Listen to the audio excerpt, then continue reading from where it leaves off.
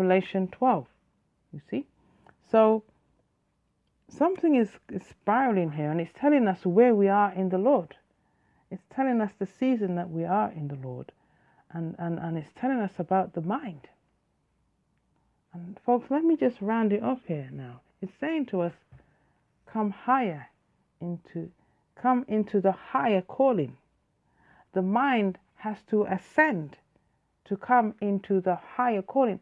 And shall I tell you what exactly has been happening out there with the people that has been caught in the crossfire? And I'm just talking in a parallel way, but I'm not saying this is the actual case. You see, I'm not going to pinpoint this. I'm telling a story right now to bring forth an understanding that we can make that change. We can desire to pray for the change, and those who may be in some form of leadership and authority can help to facilitate it, and they will have that understanding. Okay, but coming into the higher calling means that we have to shift the mind. The mind has to be ready to ascend, to come higher in the knowledge of the Lord. And what we find is if the mind is suppressed or oppressed, and I was reading in Isaiah this morning, where did I read it? In Isaiah 49. Let me see here. He hath made my mouth like a sharp sword.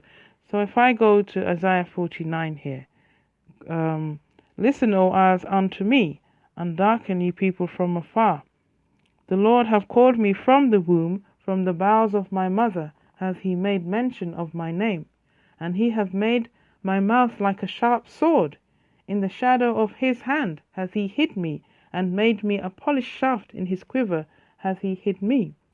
And said unto me, Thou art my servant, O Israel, in whom I will be glorified. Then I said, I have laboured in vain, I have spent my strength for naught, and in vain. Yet surely my judgment is with the Lord, and my work with my God. Okay, but the reason why I went over here, the Lord talks about oppression. He talks about oppression is his enemy, is the enemy of the Lord. Okay, so oppression is that the mind has not had the girth to grow, to expand, and to have higher knowledge of the Lord. The mind has been in captivity, has been in oppression. Okay. It says here, no, okay, I had it this morning, but I can't find it right now as all right. Okay, so the Lord complained about oppression. So basically, right now, the earth is shifting, coming higher into the knowledge of the Lord, and energies are being dispensed upon the earth. And likewise, we should be in the ascension of the mind. However, because of Belial, the evil, the adversary, that will try and oppress the mind. And the adversary will work through those who are in the lower ebb of thinking, whose thoughts are in the negative polarity, you see. And so what's happened is the people are oppressed. Their minds is not allowed to come up higher. And in that, what you get is a manifestation, a production.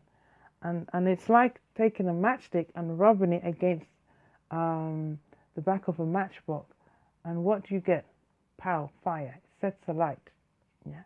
So what we were seeing there in the invisible realm is that minds are being oppressed. And the earth is ascending. And it's causing this great explosion. And that's really the answer. And this is what I'm saying. The people, they don't know who to retaliate to. They want to take their caveman baton and power it onto the next person. But who are they going to power it to? In Manchester, the person committed suicide. He blew himself up as well as everybody else, as well as those who were around him. You see, the Grenfell, who can we blame for that one? They're trying to figure out, is it a terrorist attack? You know, because there are those who are saying, well, did the man live to tell the story? How do they know that this actually happened? Who was able to bring forth that storyline? But my honest conclusion on Sunday night, because I was there all day Saturday and all day Sunday, and I was traveling home, listening, just deliberately listening to what people were saying, just standing there, sitting there, walking past, listening, catching different comments. And I had to conclude that this was a phenomenon occurrence. I don't believe that this was human that set the place alight. The English are good builders. They're renowned to be good builders. And they're renowned to be safety conscious. I believe this is a phenomenon that's unexplainable. And secondly, there's so much peace around the tower. It was tapered around, so we had to, see it from a distance. And luckily, because it's a tall building, that gave us the advantage to see this burnt tower. But can I tell you, there was so much peace. The people were at peace, and the atmosphere was at peace. You would think that it would have a horror effect to it to see this burnt up building, sky-rise building. And I counted on one side, I saw about, I think it was like 4 flats, and on the other side, I think it was about 6 flats, much less for what was on the other side and inside. So I'm not sure how many flats per floor. Okay, but that would have been such a horror in effect, and you would feel their cries. Surely in the flames of that situation, their cries would still be resounding out in the atmosphere, and there'd be a spooky feeling. But no, it was very peaceful. I never felt that anybody had any pain. I never sensed it. It was peace. So you know what I'm assuming? I'm assuming that the angels came and took the people, and nobody died in a horrific way. Nobody suffered any terrific pains. The angels came. And why I said that was because a whole week I was very perturbed. I was very unsettled, tearful in myself, tossing to and fro. And I put it on the prophetic blog on the Facebook, Joycelyn Linton, and I said I called out for dancers and singers and prayers around the world, because something is going to happen, some explosion is going to take place. And I prayed throughout. From 1, I went to sleep early at 8, and I woke up at 1. Something awoke me, and I just prayed all the way through until 6 in the morning. So whoever else was praying. So though we got some news that, at the time, the latest figure I heard on Sunday was 58. I find the whole thing distressing, to be honest, to listen in. And all I can suggest is that the angels took these people and they didn't suffer any pain. Because I'm telling you, that place is so serene, so peaceful. You look up there and people are taking pictures, and somebody had to put up a sign and say, can you remember what happened here? Please don't use it as a tourist event, as a tourism situation.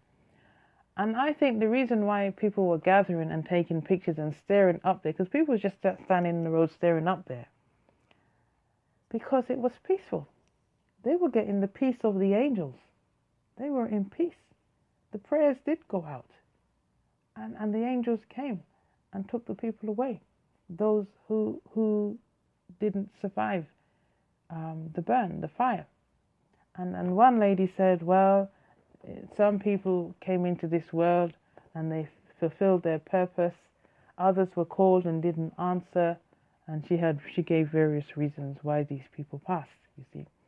But I really believe that was a phenomenal effect, occurrence, and the angels came and took up these people.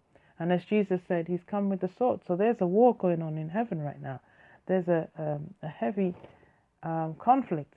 And our part in this is to come higher in the call, come higher in our minds. And those who lead us and those who are in authorization, or the rulers, they have to be mindful that the people have to come higher, give them leeway, give them expanse of mind. And in the tower block, I was actually listening to the survivors last night, and somewhere along the line, they had some form of confoundment or some form of congestion of the mind. You see, and our mind can cause these type of havocs. Our mind in itself can create these kind of imbalances. Okay, so I thank you very much for your good and kind attention. This is Joycelyn Linton coming into the higher calling. Please keep listening out and make sense of what I'm saying. My condolence goes out to the families who are left behind, and also to the people who's lost their possessions and their most treasured possession. But I've heard that people have really come out and given money, given some good donation. Though the Lord says, put me first. You see, so all we need is the Lord. He's the one that will make well. He'll take away the pain and put comfort. He'll take away the mourn and give us joy. And ashes, perfume for ashes, you see. So those who mourn in the night will have joy in the day. So, folks, come into the higher calling, come into the higher mind, and know the Lord. And that's my message to you. So thank you very much. Until next time, this is Joycelyn Linton coming into the higher calling. For those who are listening on blogtalkradio.com/coming into the higher calling, and those who are listening through speaker.com/Joycelyn Linton's track, and also on the YouTube coming into the higher calling. Take care until next time. Thank you. Bye.